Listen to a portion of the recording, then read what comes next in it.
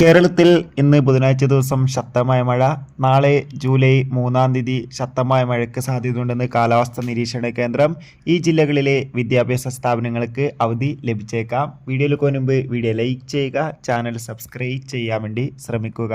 ഇന്ന് ജൂലൈ 2-ാം തീയതി ബുധനാഴ്ച രാവിലെ മുതൽ തന്നെ കണ്ണൂർ, കാസർഗോഡ്, മലപ്പുറം, തൃശ്ശൂർ ജില്ലകളിൽ അതിശക്തമായ മഴയായിരുന്നു ഉണ്ടായിരുന്നത്.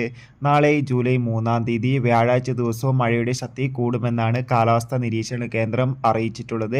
അതുകൊണ്ട് തന്നെ എല്ലാവരും ജാഗ്രത പാലിക്കുക.